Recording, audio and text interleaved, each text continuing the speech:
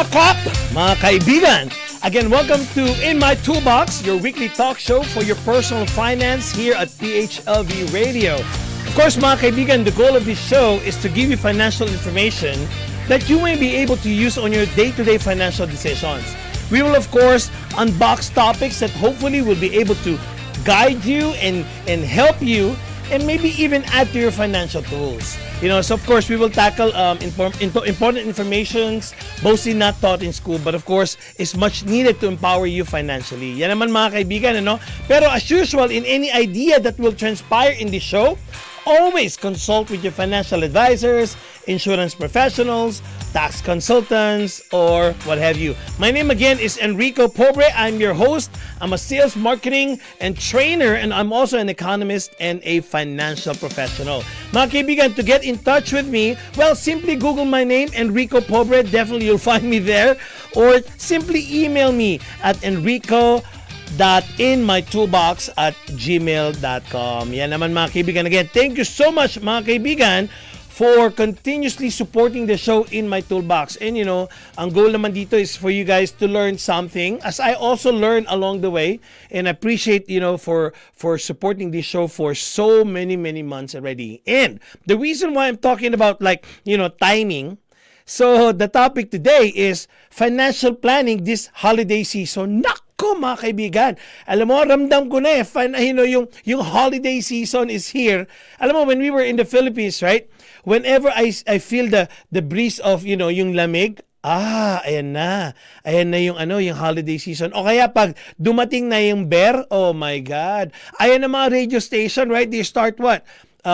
Putting songs, mga Christmas songs in the air, right? So, ganun lang naman yun. So, right now, I think this is a good timing for us to talk about financial planning, which relates to the holiday season. Siyempre, as the calendar drifted to October, or September muna, then October, and then, you would see stores, in our neighborhood or wherever we go to, right? And you would see the features of this, this holiday decorations. And then, of course, your mind might be jumping to everything you need to do for the holiday to come.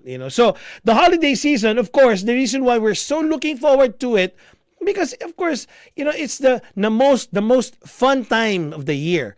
So andyan yung mga gift buying, andyan yung this is the time for family reunion, o kaya this is the time that we have a class reunion with your friends, and marami tayong mga tinatawag na seasonal parties. Of course, with all of this, expenses can add up quickly. That's the reason why I want to talk to you guys about financial planning this holiday season. So yung una dito we have to think about, of course, especially for people who are giver. If you are a giver, you'd understand what I mean by this, because it will actually hit your budget, yung pera natin. Financially, syempre, it has a huge impact. That, some of us, but not most, some of us really prepare for this season na darating.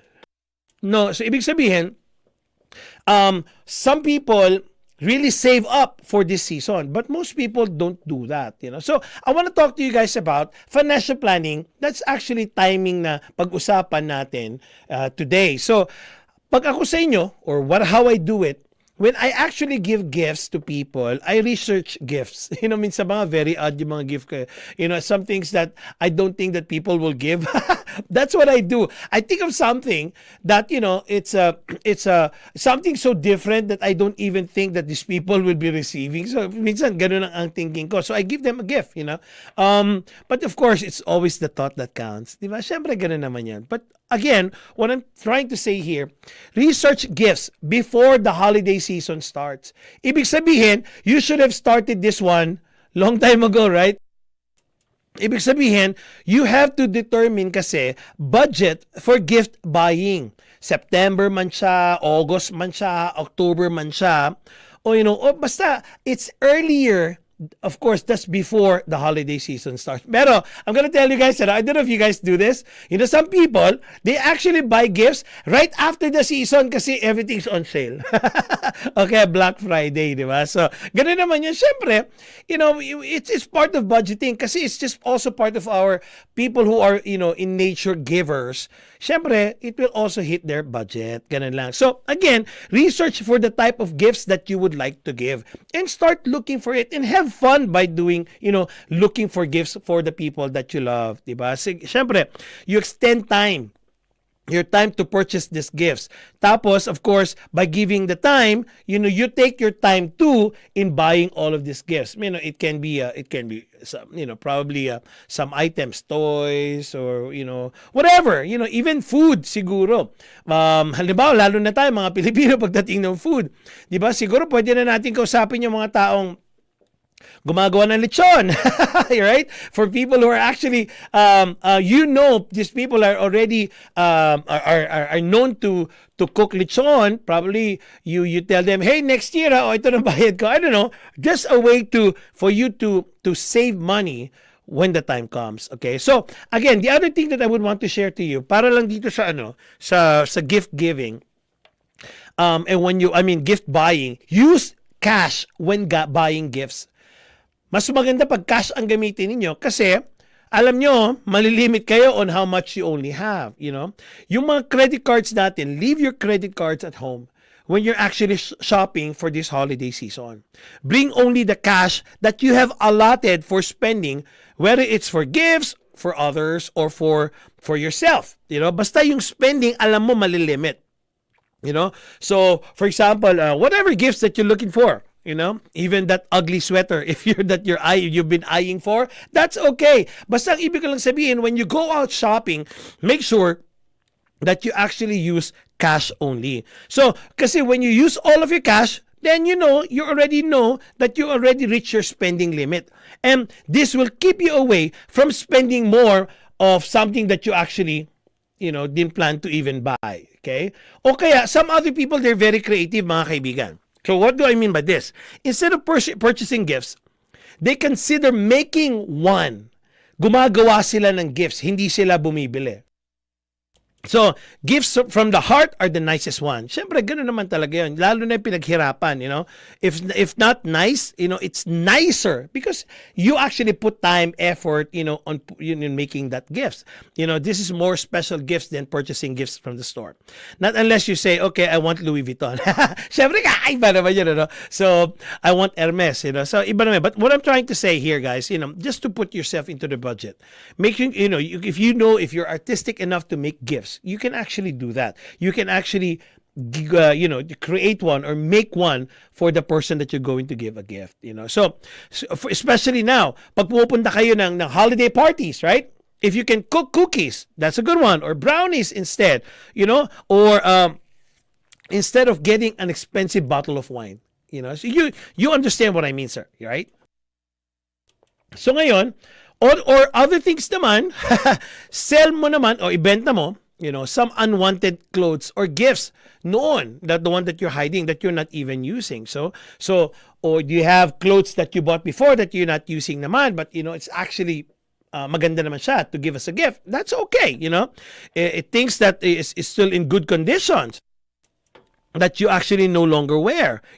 Try, it can actually give gifts as that one, or you can actually try selling them. There's a lot of stores there that that gets a resale clothing. Marami diyan. Yung mga websites probably gaya ng Poshmarks or like Plato's Closet, mga ganon. Basta pwede niyo siyang puntahan. You can actually go there, sell of this. Now, the money that you can get out of it, buy another gift. You have some extra cash already. So, this will actually, number one, not only that you were able to save, this can actually clean your closet. Diba? This is actually a good time of the year too, that you can clean your closet. So, if you have those things that's still hanging onto those things that you're hanging onto for last year, may mga gifts na hindi ka binuksan, probably you might want to give that as another gift. I don't know.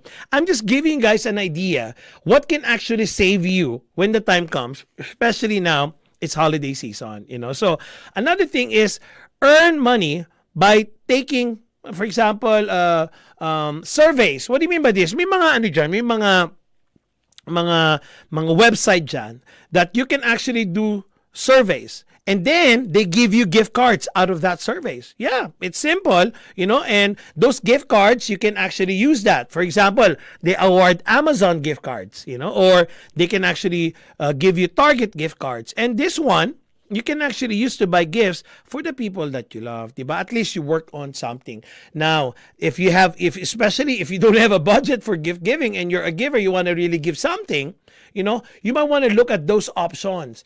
So that's another way of getting funds for gift giving. Or meron naman tayo dyan. Some people that sign up for credit cards, there are what you call rewards or awards that you can get from signing up. So, take advantage of saving by doing such. If you're that kind of a person, you can also use that. And, especially for these credit cards that provide cashback rewards, you can actually do that, So, there are several credit card companies that provide year-long or seasonal rewards that build every time that you swipe your card, So, total, if you have credit cards that you've been using, and you might want to look at that option that they can actually give you rewards. And on that way, you can actually use those rewards as gift giving, O kaya naman, yung mga loose change natin, you collect the leftover change that you have used from purchases in one location. For example, nagpunta tayo dyan sa premium outlet, naalala nyo dyan guys, pag bumili ka halimbawa ng Calvin Klein, ako, ang haba ng resibo, di ba? Napakahaba ng resibo, tapos marami doon mga discount. Minsan may mga $15, minsan may mga $10. You can actually use that. Those are things that can actually buy you gifts, So, may mga para bang tinatawag natin dyan, tawag dito, hindi kung ikaw mahilig ka sa mga coupon, which is also one, tawag natin dito, this is the adult version of piggy banks. So, yun yung mga piggy banks, may mga resibo na meron mga add-on o kaya mga free items that you can actually use that for this holiday season, So, again, it's a thought that counts. You can use all of this. By the way, $20, $30, that's a good gift already. Just for you. Kailangan mo lang, you need to go out there and look for these things, So, after a few months of doing that, siguro, now you would see, you have collected a lot of things. Not only for those receipts, yung mga loose change natin, over time, you will be able to collect over time. And you'll be surprised how much you actually have, So, saving before and during the holidays, hindi naman kailangan maging stressful. You just have to make sure that you have a plan of doing that and you are actually intentional. So, just on the tips that I've given you there, guys, you can actually manage on how you can actually give gifts this holiday season. Ang pinaka-importante rito, guys, is don't drain yourself. You don't spend also money that you actually do not have. Eto muna.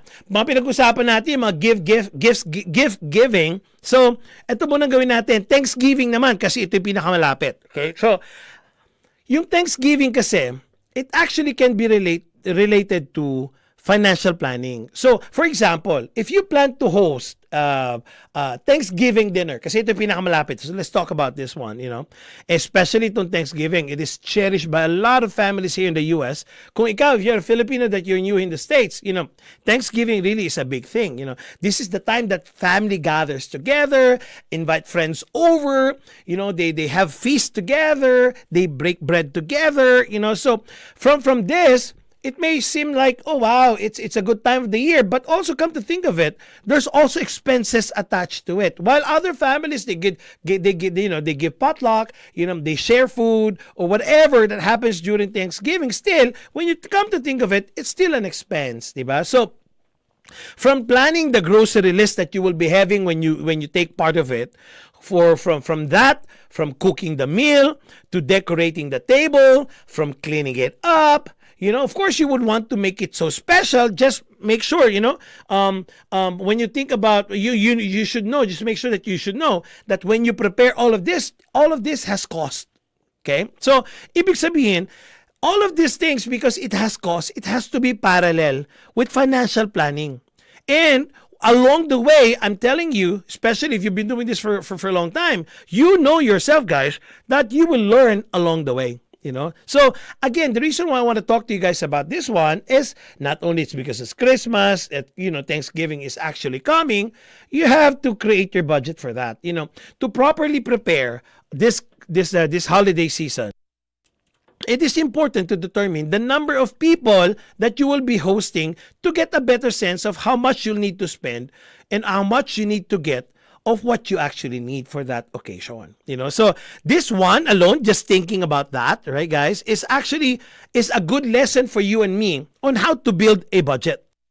By knowing how much you need to spend, especially ahead of time, you will give yourself more time to save money, especially because this is a special occasion. You would want, probably you'd think of, putting some expensive meal.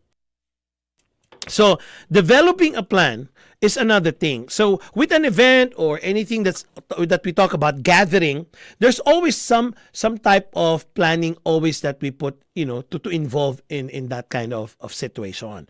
For Thanksgiving nga, gaya na pinag-usapan natin, you'll need to assess. For example lang, we were talking about, about turkey kanina. Okay? So we're talking about frozen turkey and non-frozen turkey. We have to do it in advance. And you have to put a budget on that. But it doesn't end on just turkey. It also entails the ingredients attached to it. Do you have the funds to make that turkey smell good, taste good, right? So you have to create a grocery list for that, just for that one turkey. Well, for Filipinos, we still go to lechon anyway, right? But what I'm trying to say here, guys, there are items that you need to purchase.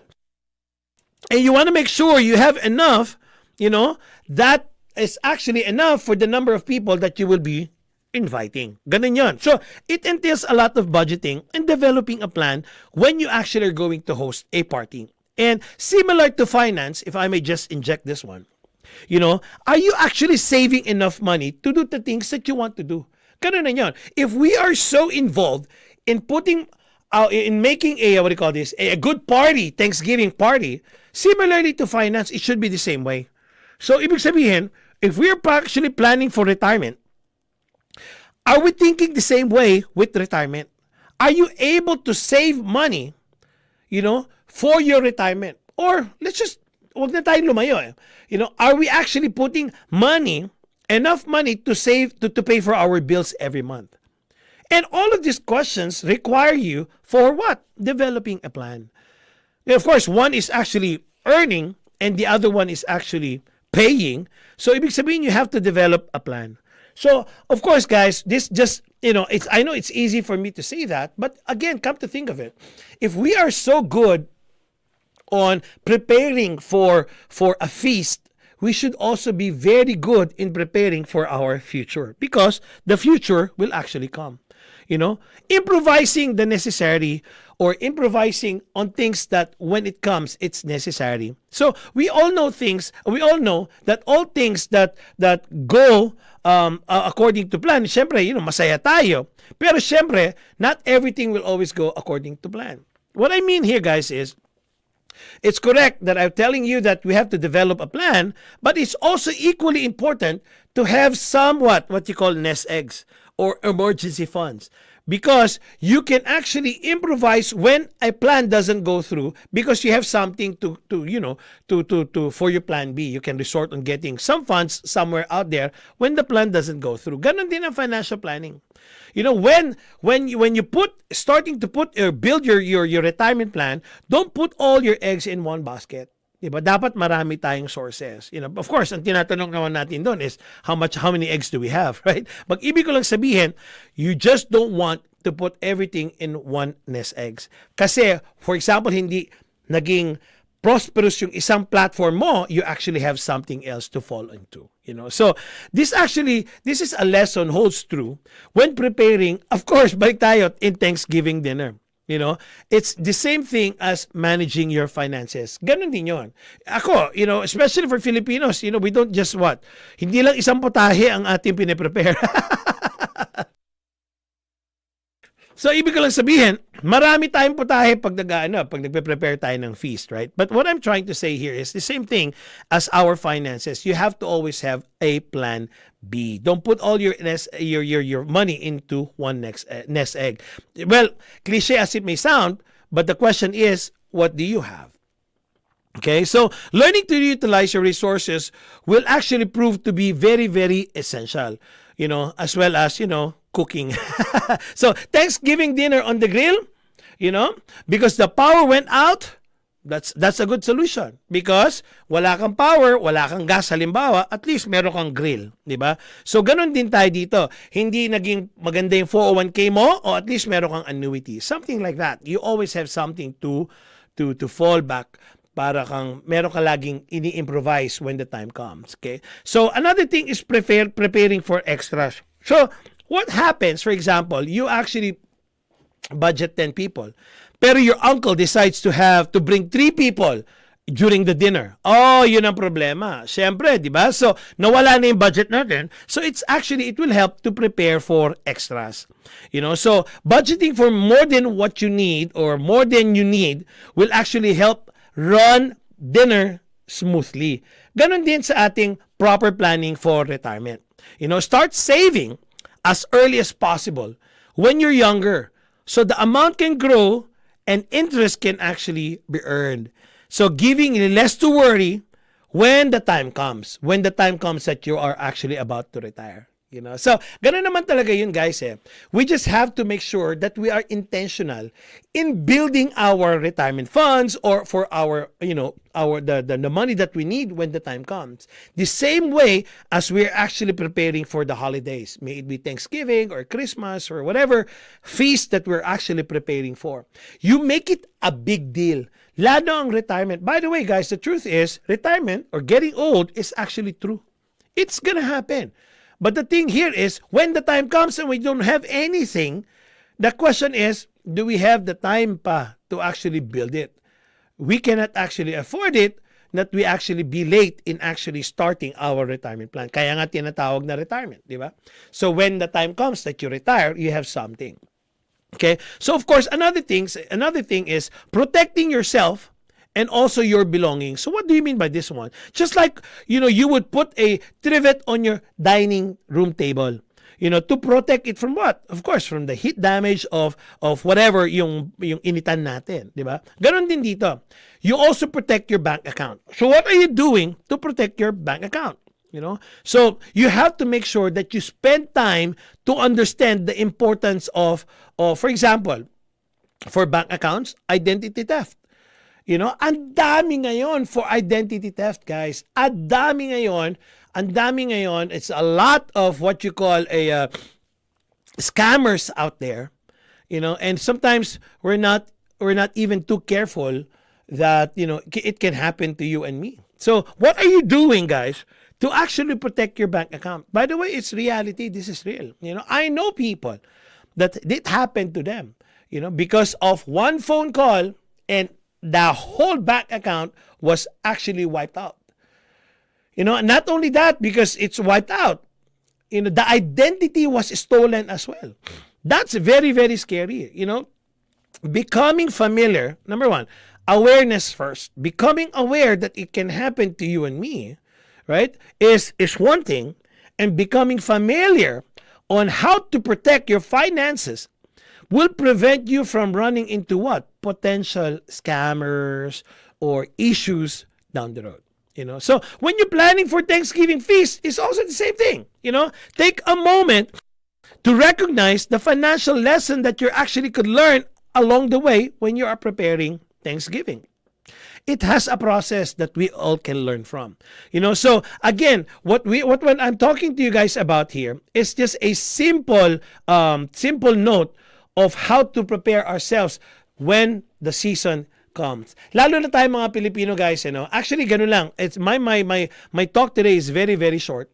All I need to know, guys, is do we understand how holidays is going to be to be very special to us, but it's also going to be special to the people that we actually love. Pero it has to be special in a way that we actually run our holiday season na merong financial planning. Okay, so again, guys, especially Filipinos, first-timers here in the U.S. or been here for a long time, we have one thing in common. We always would want to have what? Gathering, family gathering, friends gathering, all of this one. The question here is, are we ready for the holidays financially? Of course, nandyan na yung mga Christmas songs. By the way, guys, me and my friends, we were actually roaming around here in Las Vegas. We have what we call our Seafood City Tour. And I could see all of these people, they're actually shopping already as early as now. And again, please come to think of it, that it entails us to save money. Number two, that we for the holiday season. Number two, it actually is good for us if we actually research first before we actually go out there and buy stuff. Kasi marami sa atin mga what you call impulsive buyers, di ba? So another thing, a good tip, as I told you a while ago, you only buy in cash. Don't bring your credit cards, kasi I'm telling you, you will be buying more than what you actually thought of buying.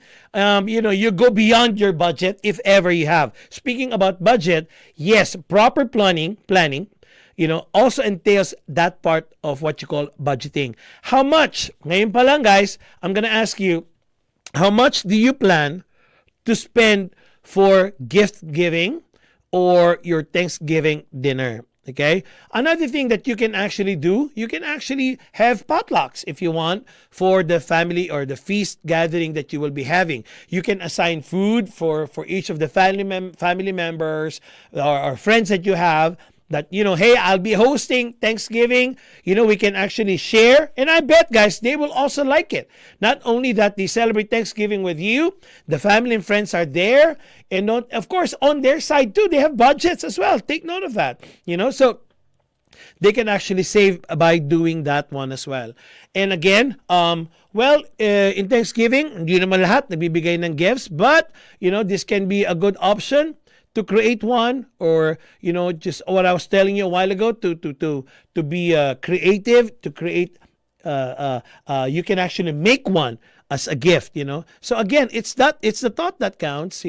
So any little thing or that you can actually give, the thought of giving is actually the essence of Thanksgiving and Christmas, diba? So again, yung mga hindi natin ginagamit dyan, balikan lang natin yan.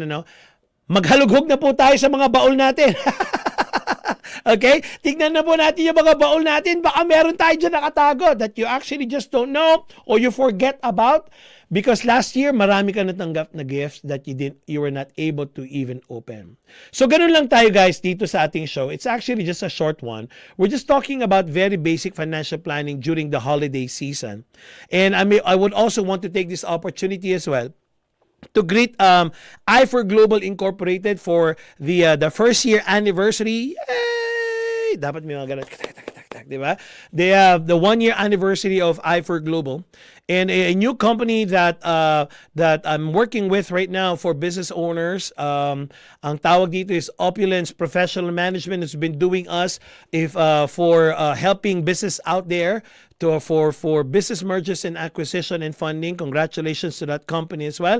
And meron po tayong concert dito sa Noy Peets. Ayan naman po ha, Manila Sound po tayo. That's gonna be me, Enrico Pobre, Marlon Multo, and of course our Prince of Pop, Mr. Michael Ligo. Yan po sa December 14 sa Noy Peets. Kasama po natin ang PHLV Radio.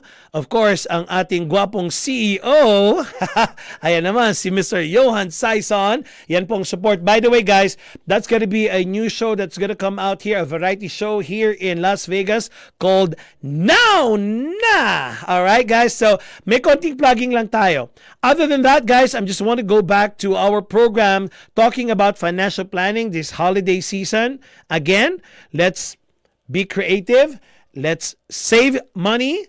And happy holidays sa ating lahat. Mga kaibigan, again, my name is Enrico Pobre. Hanggang sa ating next episode, magandang gabi!